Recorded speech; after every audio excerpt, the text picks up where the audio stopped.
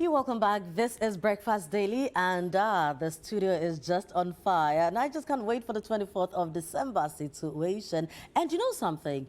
Do not let anything means anything, natural, unnatural, anything prevent you from having fun this Christmas, especially on the 24th, especially things that you really can't control, like menstruation. You know, can you imagine if on like 23rd, you know, you've ironed your white outfit, everything, and then you get, I mean, if the flow just comes, we can deal with it. But if it comes with certain levels of cramps, disorders and all that, that's going to be quite disastrous. That is why you really need to pay attention to this conversation. If you are a woman, all well and good. If you are a guy, please listen for your partner, you know, because if you pay for platinum and on the day, the partner tells you that I can't go because of menstruation. No, we pray for menstruation to go, I tell you. But we have someone who will help us manage this very well, menstrual disorders. And we've been joined by Dr. Kelvin Kwarteng. He's a practitioner, Endpoint Homeopathic Clinic. Hi, doctor. You're welcome. Hi, Firma. How you doing? I'm good. And you? I'm fine, thank you. Nice shirt. Thank you. You look absolutely gorgeous. No, I'm just getting ready for situation. Oh, you okay. know. Yeah, so I started the white small. Yeah, By Saturday, Sunday, then it's all white. It looks amazing you know? on you, actually. Yeah. All right, but let's look at menstrual disorders. Okay. For cramps, we know. Yeah. But at what point does it become a disorder? Okay. So I'll actually take this opportunity to say a Merry Christmas to our cherished viewers and also our cherished clients. And we wish them good fortunes and good health also. So to menstrual disorders, you know, as you rightly said, menstrual cramps are actually part of menstrual disorders. Okay. But it's a bigger group. So it has other medical conditions or medical disorders that are associated with menses. Okay. So menstruation is not a burden for females. So a lot of females see or perceive menstruation as a burden. But menstrual flow or monthly flow, it's God's own way of, you know, preparing your womb for implantation. Yeah. So every woman who has come of age, who is an adolescent, should menstruate. Yeah. And if you're not menstruating, or if you find certain symptoms that are actually disrupting your quality of life, then we say that you have menstrual disorders. Okay. So menstrual disorders are a group of disorders that are actually disruptive to a person's normal menstrual cycle. And usually these disorders happen before or prior to the menses, and sometimes during the time that the person is menstruating. Right. Exactly. Okay. So you made mention of menstrual cramps, which is one of them. Yeah. We call it dysmenorrhea. So that is the medical term for menstrual cramps, dysmenorrhea. And it is not unusual for a female to, you know, get a bit of cramps during menstruation. It is quite normal, but it shouldn't be severe. Okay. You know, you're asking where it gets that, where we should draw the line. So there are certain women that they need to be hospitalized when they're about to menstruate. Yeah. So let's say about a week prior to the menses, they get hospitalized. They stay in the hospital, undergoing several treatments. Then, till the time they are done with their menses, they are discharged. It shouldn't be so. And you shouldn't go through severe menstrual cramps to the extent that you would have to take a painkiller every time that you menstruate. Really? It shouldn't be so. Exactly.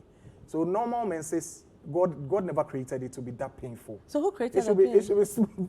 So, if it's not God, exactly. Then... So then, when you are experiencing pain, you should know that it is a disorder. Okay. Disorders are against the norm. You know, they are things that actually disrupt your normal life. Yeah. So it is a point of concern. It should be a point of call for you to seek help, because there would always be an underlying cause. So hold on. So if I'm flowing, I shouldn't experience any form of pain? There should be mild pain. So minimum pain is normal. Okay. There are some who don't actually go through any pain at all. Yeah. But if you experience minimal cramps, it's okay. So you know sometimes like first a day or two before it comes, and then maybe the first day you go through some minor pains and then it stops. The rest of the days you don't get it. That is normal? So that is quite normal. Okay. So the pain shouldn't be severe. Right. So if the pain is as severe as to affect the quality of your life, such that you can't even go to work, such that you can't even move out to you know, socialize, such that you would have to take a painkiller before the pain reduces or subsides, then it is a problem. Okay. So one thing that we should know is that when you are menstruating, the womb thickens. Before you menstruate, the womb thickens. Yeah. So the menstruation is part of a cycle that is preparing your womb for implantation. Right. So if you are not menstruating or if you have any disorder associated with your menses, then you should know that it could equally affect your fertility. Okay. Because the menses is a preparation for implantation. Right. So once you release an egg, there is progesterone that is produced to thicken the womb. Then when the womb is thickened enough as to engage in implantation, but there is no implantation, there's no fertilized egg, then the womb is shed or the lining is shed as the menstrual blood. So menses shouldn't be that painful. Okay. When you're about to menstruate, you produce a chemical called prostaglandins. Right. And these prostaglandins contract your womb to squeeze, you know, the lining out. And that comes as blood. So minimal contractions are okay. But it shouldn't be severe. Okay. If you're undergoing severe dysmenorrhea or severe menstrual cramps, you should seek for help. Okay. And with that, we have two types. We have the primary dysmenorrhea. We have the secondary dysmenorrhea. Okay. So there are some women who actually their dysmenorrhea is not caused by any medical condition. So theirs is not any structural abnormality in their womb. It is just that they produce excessive prostaglandins. So that chemical that I said contracts the womb. So when they produce excess of it, then their contraction is also in excess. Okay. So they get severe menstrual cramps. And that one, you go to the hospital, they'll do all sort of scans, but they're not going to find anything. Okay. But we give you medications to actually resolve the pain. Then there is the secondary type, which comes with an underlying medical condition. Right. So some women have uterine fibroids. Okay. And fibroids, especially the ones that are in the muscle of the womb, we call them intramural fibroids. Okay. They cause severe menstrual cramps. So anyone who has fibroids usually go through menstrual cramps before they menstruate. Would that also cause you to bleed beyond the normal? Exactly. So there are certain certain fibroids that actually cause you to bleed. And bleeding profusely is also another form of menstrual disorder. We'll get to that. Right. But fibroids that are within the womb cause you to bleed more. But the ones that are within the muscle will cause you to feel pains. Apart from that, there is a condition called ovarian cyst. So the ovaries are those two structures that actually release the eggs. And when fluid accumulates around these ovaries, we call them ovarian cysts. Right. And these cysts also predispose women to, you know, getting severe menstrual cramps during menstruation. There is also another one called PID, pelvic inflammatory disease. So women who have been having multiple infections, being it vaginal candidiasis, being it bacterial infections, urinary tract infections. If those infections are not treated properly, then the bacteria actually migrates into the womb and they cause this pelvic inflammatory disease. They inflame the pelvic organs, and that causes severe menstrual cramps.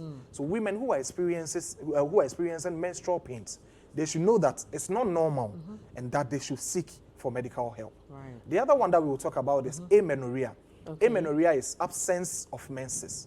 Okay. So women who are not menstruating. So the diagnosis is when you haven't experienced your menses for 3 consecutive months. For 3 consecutive months, you are not menstruating or more. You should seek for help because it's amenorrhea. Typically, there are a class of women who we see not to menstruate. So there are about 3 or 4 classes of women. They don't menstruate. It's normal for them not to menstruate. Who are those people? A pregnant woman is one of them. So you would agree with me that when you are pregnant, said that, my mind didn't go to pregnant women. Exactly. So when you are pregnant, Frema, you shouldn't menstruate. Yes. Exactly. So if you are pregnant and you see blood, but even that, there are some people who get pregnant and they are menstruating. It's very rare. Yes. Very rare. About 1 in 100. Yeah. So if you see blood when you are pregnant, you should see your doctor. Right. It might not be any cause for alarm, but you should probably seek for medical advice. Right. Apart from pregnancy, menopausal women, they shouldn't menstruate. Yeah. So if you are menopausal, if your menses are ceased for, let's say, a year or 2, and you've been diagnosed with menopause, and you still bleed, you should seek for medical care. It could be a symptom of a bigger medical condition, such as cervical cancer. So you have to seek for help. Okay. Then the third one is women who are breastfeeding. So lactating mothers, we term that as lactating amenorrhea. So when you are breastfeeding, especially those who do the exclusive breastfeeding, they tend not to menstruate, a lot of them. Then the last one is women who have had their ovaries and womb removed. So the surgical removal of the womb, we call it hysterectomy. You know, I've never really thought about that. People have had exactly. They won't menstruate because it's the lining of the womb that actually comes out. Yeah. True, so once you've had those organs removed, you are pardoned, so you shouldn't menstruate, exactly. But if you don't fall within these categories of people that I've mentioned, then you should menstruate. Once you turn adolescent, you should menstruate. Amenorrhea too, we have 2 types. Okay. So we've made mention of you not menstruating consecutively for 3 months and over. Yeah. We term it as amenorrhea. We have the primary one. The primary amenorrhea refers to those who have never menstruated before. Okay. So they've turned 16 and beyond and never had their menses. So usually, yes, those ones are structural abnormalities. They are actually born with it a lot of times. The others that they pick from the environment though, but most of them are structural abnormalities. So I don't know if you've heard of a woman being born without a womb. There are some that don't have womb. There are some that don't have even vaginas. So there are women who don't have vaginas. And they're not hermaphrodites? No, they are not. But so their vaginas, how does that happen? They are sealed, actually. So it's a genetic abnormality. Okay, they are born with it. But a surgery can be done to open it up? Exactly. Okay. So with that one, surgery can be done. Okay. But if you don't have a womb, nothing can be done about it. There are others who also have wombs, but their wombs are very small. We call them infantile uterus. Okay. They are very small, like an infant's uterus. So such a woman wouldn't actually menstruate. Yeah. So those ones are structural abnormalities. Other ones, that is a secondary amenorrhea, refers to those who have been menstruating normally. Yeah. They had their menses once they turned adolescent, they've been menstruating, all right. Then it comes to a time where they missed their menses for a minimum period of 3 months. Okay. So some have missed theirs for 6 months, a year, some 5 years, without being menopausal. They are not menopausal. And what will cause that? They are young, exactly. So the first thing is a hormonal imbalance. Okay. So we know that hormones, a lot of hormones, progesterone, estrogen, FSH, and all of that, they play a role in menstruation. So when you have an imbalance in your hormones, that could cause that. And usually stress is one of the culprits in hormonal imbalances. Right. So if you're someone who gets stressed a lot, and you know, nowadays women are juggling a lot of things. Career women, they are going to school. They have they are mothers, they are married, exactly. They are mothers also. So they have to, go through all these responsibilities. At every point in time. And the stress actually causes them to go through secondary amenorrhea. Apart from that, some women want to maintain their shape. They want to maintain their body shape, how nice their body is. And they don't want to eat. So we call a condition anorexia. Yeah. So if you are anorexic, if you are someone who intentionally doesn't want to eat, you starve yourself purposely because you don't want to put on weight, you could go through this condition called amenorrhea. Right. Athletes who exercise strenuously. So if you are, or even if you're not an athlete, and you work out a lot, if it is strenuous, it puts stress on your hormones and your pelvic organs. You know, I'm really enjoying and getting a lot of education on this, but for the purposes of time, let's now go to, so you find yourself, dealing with some of these disorders. Then what? Is there a remedy for you? Yeah, there is. So what we should know is that all these are caused by medical conditions. Right. So they are underlying conditions. So I made mention of fibroids, ovarian cysts, PID, and the rest, hormonal imbalances. So once you go through this, don't think that it's normal. There are a lot of women who feel that it is associated with menses, so it's normal. When you menstruate and you feel pain, that is how God created it. So it's normal. It is not normal. You have to seek help. You have to go to the hospital. Right. If not, it is a signal that your fertility it's going through a problem. So women, when you go through menstrual disorders, your fertility is at stake. So you come, we do several investigations. And even at our end, at Endpoint, we are running a free screening. Yeah, we are doing that as, as part of giving back to the society. Oh, wow. And we know that within these festive periods, people are hot. Charlie. So you wouldn't have enough money to actually take care of your health. But the health is a priority, it's a premium. Yeah. So we are giving women the opportunity to come for a pelvic scan. So with all these disorders that I've mentioned, you would get to know from a pelvic scan when you take a scan of the womb. Then you see all these disorders, you see all these So when can we come? So we are running this free screening from now till the end of the year. So we are doing by the end of the year is like next week, I said. Yes, but hopefully we extend it. But if hopefully, hopefully we extend it. But if nothing, if that hope doesn't, materialize, exactly, then you should come from now till the end of the year. Endpoint Homeopathic Clinic. You can find us at Spintex, which is our headquarters, our main branch. We are also at Takrade, Anaji Estates. We are also at Techiman, Hensa, We are in Kumasi, so those around Kumasi and its environs. We are at Kronoma Bo here. But you could call a number. And if we didn't mention a condition that you are going through, you can actually speak with us on the phone. And the number is 0244 867068. 0244 867068. And we are not running the promotion for only females. So we are saying that come with your husband, come with your brother, come with your father. Let them run a prostate screening. So the prostate scan is also free. You know, with prostate, you don't need to be old. Previously, we thought that when you advance in age, that is when your prostate gets a problem. But we know that there are infections of the prostate. We are doing all these for free. So you take a prostate scan. We are also having a free screening for kidneys. So you come and check your kidneys. So kidney conditions are one of the conditions that actually don't give symptoms before it actually comes. So you wouldn't have any symptom. By the time you get a symptom, your feet will be swollen, your tummy would be distended and all that. Then you would have to be on dialysis. So we are giving you the avenue to come and check your kidneys for free. You're not going to pay anything. We do all these for you. Then if there is any abnormality we find, then we'll give you medications. So do we just walk in, or do we have to call and book appointments? How does it work? We actually don't book appointments, but you call for enquiries. So you can make enquiries. But if you know the place, you can just walk in straight away. So we are at Spintex Community 22, Kowana Sotema. We are in Takrade, we are in Techiman, we are in Kumasi. Then our new branch is in Esiama.